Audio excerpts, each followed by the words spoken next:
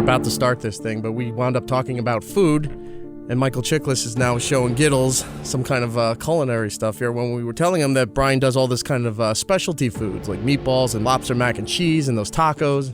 Oh, wait, where are you? Oh, hello. Hey, there I am. Okay. Well, let's start with this. First of all, I have a soup company Oh, awesome. called Soupure. I love that. Right? I love puns. Farm to table fresh soup out of Los Angeles. We're on the way to going national, but we're in Los Angeles, Orange County, Santa Barbara. We're taking over the West Coast. That's awesome. Our motto is souping is the new juicing. But I am, well, I like because that too. I like juice- soup. Okay, you can say whatever you juice, want. man, it's low in fiber, high in sugar. There's no good fat. There's no protein, and soup's actually food. And and the other people doing soup out there, they are in boxes and cans. They're filled with sodium and So much. It's crap. This is real, fresh, amazing food. And what I'm actually looking for a picture though, when I'm not being healthy and making, the stuff that I like to make. I know. Oh, here you go.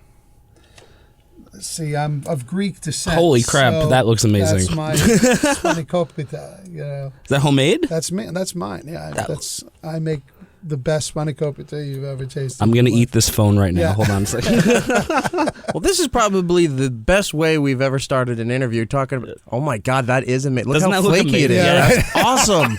It's like spanakopita, And you like wish lasagna. you guys could see this. I'm so sorry. Michael Chiklis, we love your work and stuff, Yes. but now I'm a fan of your cuisine here. It's a problem. My love of food, though. It's It's everybody's a constant problem. struggle. Yeah. Maybe next season, American Horror Story chef. And you can just, Well, considering all the vices that you could have in this world, food is probably, even though it could be just as bad for some people, it's the one you'd rather have compared to all the other bad things that sure. you can do. Yeah. This is not going to make you behave like an ass. Right. You're just going to want to be nicer to people because that guy makes a great pastry. I'm going to go to his place. I'm going to kiss his ass. yeah, exactly. Well, Michael Chiklis, welcome to the show. It's nice Thanks, to meet man. you, sir. Great to be here. Nice to meet you guys. We've been fans for a long, long time.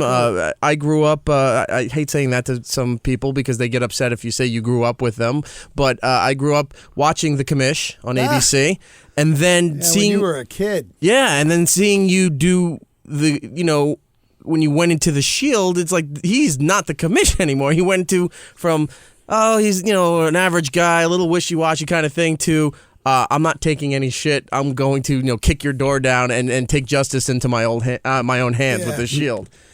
Yeah, language okay in this? Oh, yeah. Yes, whatever you want to do. It's fun going from the roly-poly affable guy to a motherfucker like Vic Mackey. Right. It's just, that's acting, that's the fun thing about this profession is, you get to slide into other people's skins for a while and, and walk a mile in another man's shoes, right, as it were, So I've been very, very fortunate that I've been able to have a very versatile career. It's not always allowed. Some people don't. They sort of get typecast and they're stuck in that hole and they can't get out of it.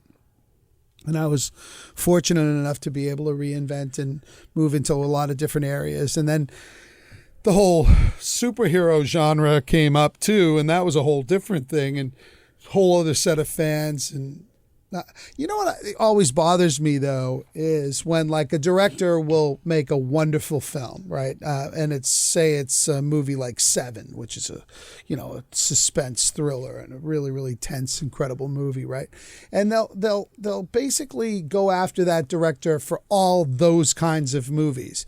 And I always want to look at people and say, well, look, what do you, in your iTunes playlist, do you only have one genre of music in there? Right. Or do you listen to, some symphony sometimes, and then sometimes you'll listen to The Clash, and next thing you know, you'll be listening to whatever it is. That's why everyone has a problem when it's like, I'm going to put my iPod on. Everyone just goes, oh, because not everybody's tastes fit everybody in the room there, because everybody likes a bunch of different things. Well, but I have an eclectic taste, so I'm all over the road. I'll be listening to prog rock, jazz fusion, hip hop, whatever. It depends on the mood that I'm in. So I just don't like being keyholed. I don't like being typecast. Right.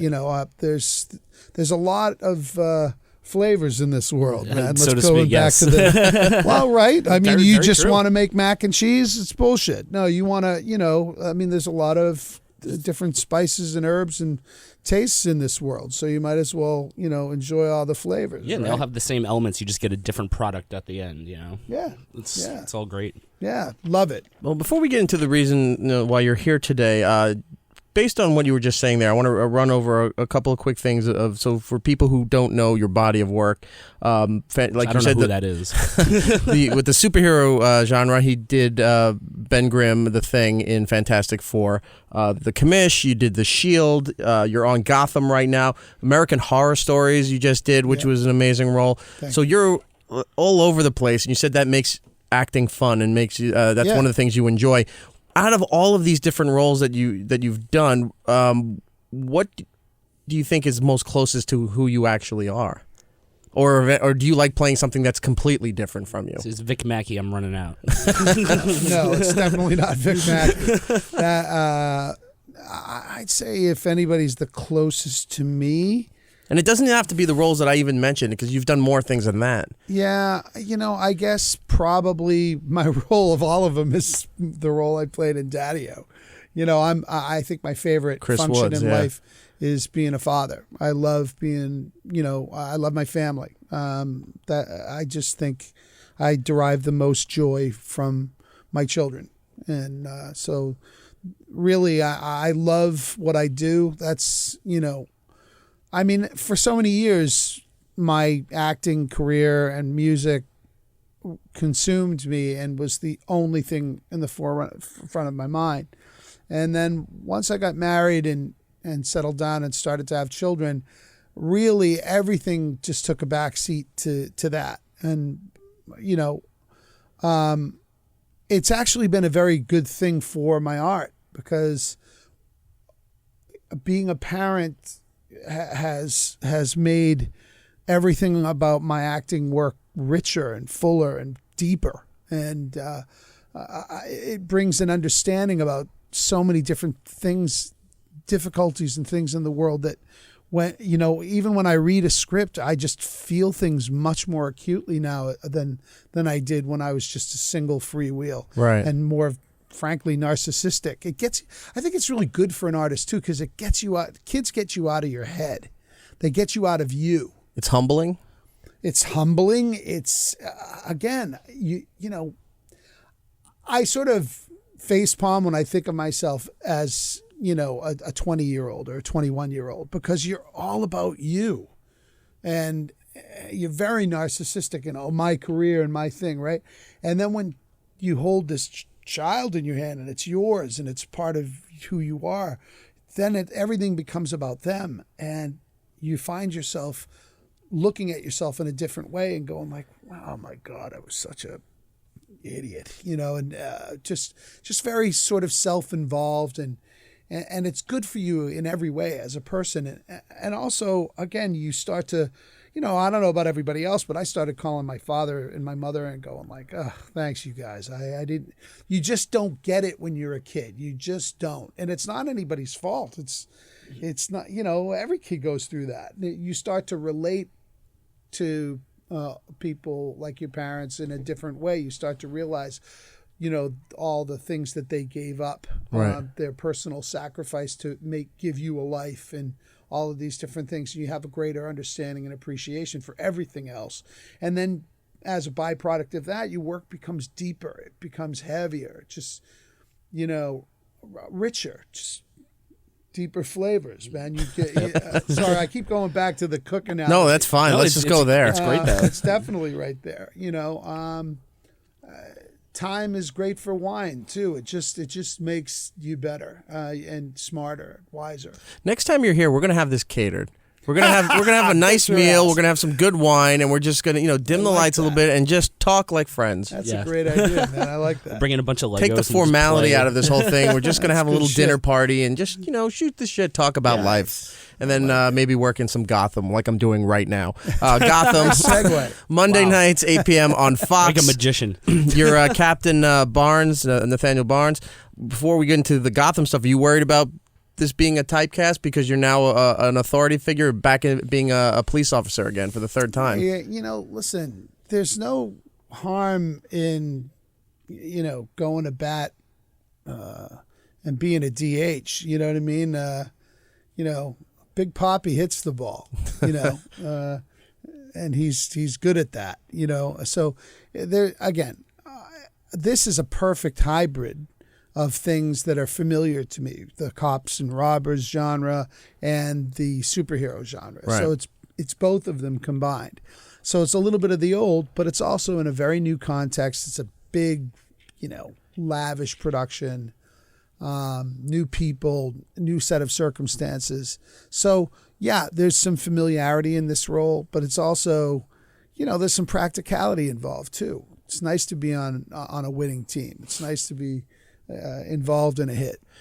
Doing this role and coming into this new take on an established universe for Batman. This is now all prequel stuff, which really wasn't explored up until this point. Like there was mentions, but to really go in deep as far as James Gordon and pre-Batman stuff and what have you.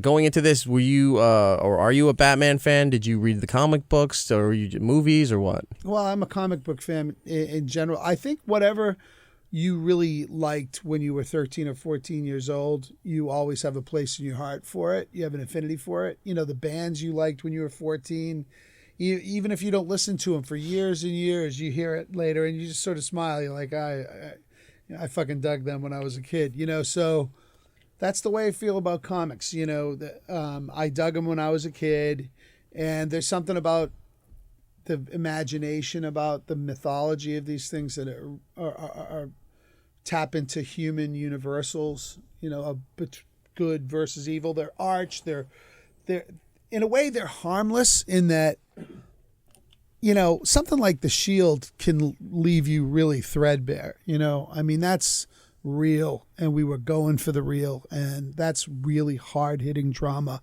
that's really going after it. Right.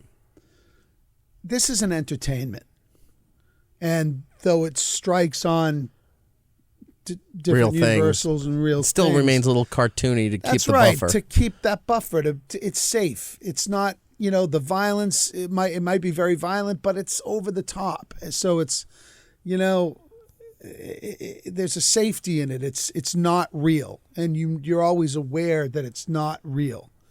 But it's really entertaining and engaging and visually stunning, and it's truly an entertainment. That's what it's for. The comic books you read as a kid, was Batman one of them, or did you have other favorites?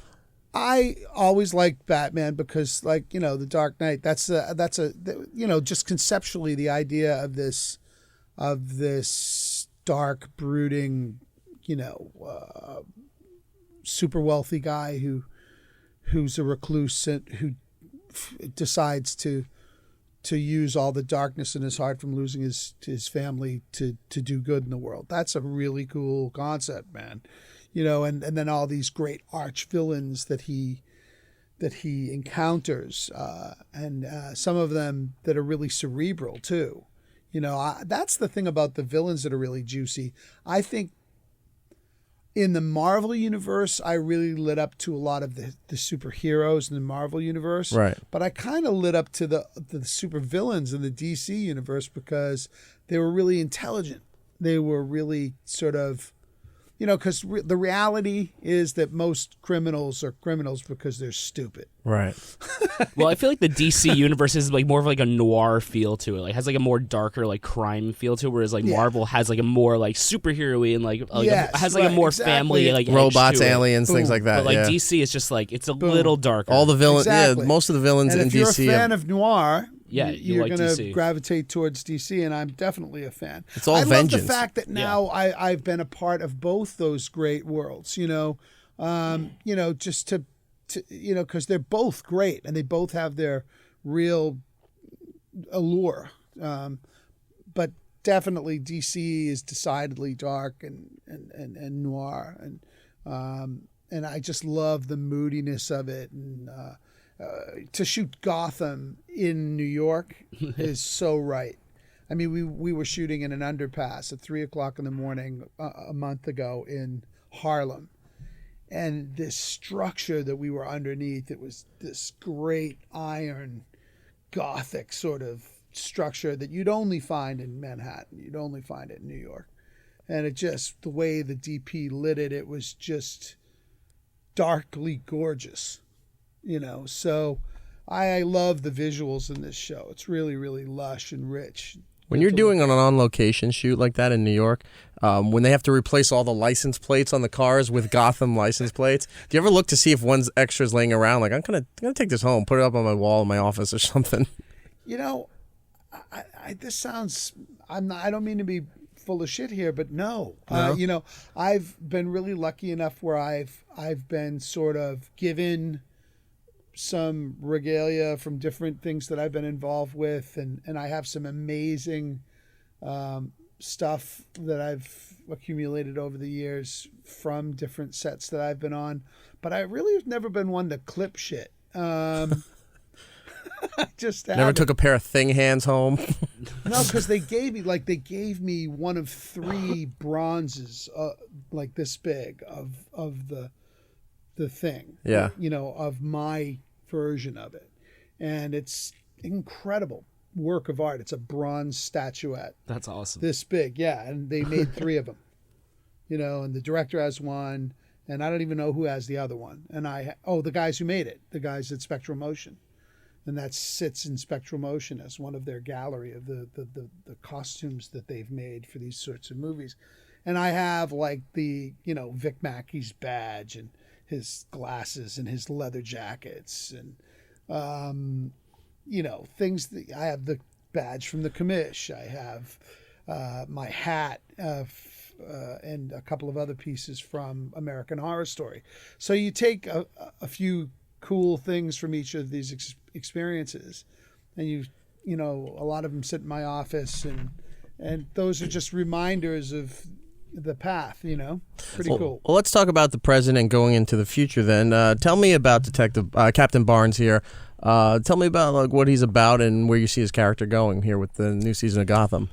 Well, in direct opposition to, say, someone like Vic Mackey on The Shield, he's a law and order zealot, strict adherence to the letter of the law, believes that the law is the only thing that separates us from the animals. So he comes in, in a season called Rise of the Villains as a counterpoint to, right, to all these villains just running amok, and then brazenly coming into the precinct and killing cops and my predecessor. So he comes in as pushback, as sort of the cavalry, to mess with the villains, and also to act as both an antagonist and a mentor and ally to Ben McKenzie's character Gordon. On the one hand, I see this kid as the future of law enforcement, of the leadership of law enforcement in Gotham. But at the same time, I see him sliding down that slippery slope of... Because he got fired, yeah. Well, ends justifies the means. He's going after these bad guys, and he's breaking the law to do it because he's so frustrated at seeing them get away. And my character's like, no, man, you can't do that. You have to adhere to the law, or you're as bad as they are. And it's that struggle. It's talking about the dark themes in DC shows. That's really, I think they've really done one of the reasons I took the job, frankly, is I spoke to Bruno Heller, and who's the showrunner. And Bruno, I had looked at a bunch of the episodes from the first season, pretty much the whole season I've seen. And I honestly didn't respond to some of the shows in the middle of the season that were more procedural, that we're going after that sort of compartmentalized procedural feel. And quite rightly, and I think it's the right direction for the show, they've serialized and they're going after that, what feels right for the DC universe, continuing stories that are serialized, that arc over the course of a season or 2 or 3. And that's what people want to see. They want to see an ongoing battle between different characters that, leaves you with cliffhangers and continues on and on. With your character now being this stern, staunch authority figure by the book and, no shortcuts kind of guy, that puts a bigger target as far as people wanting to kill that character in Gotham, as opposed to the heads of the crime family, where people were gunning for them, but they were from the higher-ups and the other families were fighting each other. Now you're hitting the bottom of the barrel of the crime and the villains and everything, who are just going to go because this guy is ruining everything that we're trying to do. If you're trying to say my character could die miserably, yeah, that could happen. But, I don't know when that might happen, if at all. Right. So, but that's. But I'm saying it's going from one level to another extreme, where all right, everybody knew, the tiers of the crime family, and these guys were running the city. Now that they're gone, there's one guy on the opposite side that is now not letting anything go. There's no room to breathe, and now everyone's it would turn everyone against that character. It's a war, right? Right, yeah. That's right. Okay. And that makes for great tension and storytelling. It does. Yeah. So you definitely need to check out Gotham, Monday nights, 8 p.m. on Fox. We're in Season 2. We're already a few episodes in, but they're on demand. Also, Season 1, if you want to catch up, is on demand as well. You can check that out and get all caught up. Take a weekend for yourself. You're not doing anything important. Sit there, watch Gotham, get all caught up, and check out Michael Chiklis as Captain Barnes on Gotham. Thank you so very much, sir. Thank you, guys. Thanks for being One real quick thing before we go. I wanted to talk to you about Three Stooges, but I'm going to just... He played Curly in the TV movie, but instead I'm just going to ask you real quick, because you were the Thing in 2 Fantastic Four movies, and you did an incredible job. Just your thoughts on the fact that they rebooted it, which everyone realized just so they didn't lose the contract, not for the benefit of the characters of the story, and it did horribly. What were your thoughts on how they redid Fantastic Four? I haven't seen it. That's pretty much everybody else. That's pretty much okay, there you go. That's the answer. All right, thank you so much, Michael Chiklis. Michael Chiklis on Twitter. Do you do Instagram too, or no? I do. You do? Michael Chiklis on that too. Same name on both. Oddly, it's strange. No, you're lucky to your get own it. name. Sometimes there's people are squatting on them, so they got to be the real Michael Chiklis. Yeah, no, I got in early on and grabbed my name on all of them across the board. So. Thank you so much, and I'd love to see you next time. Like I said, you come in, we'll have some food, we'll have some wine, it'll be great. Just a nice hang. Nice hang. Love it. Thank you, sir. Cheers. I like the food analogy going on there. It's good, dude. It's good.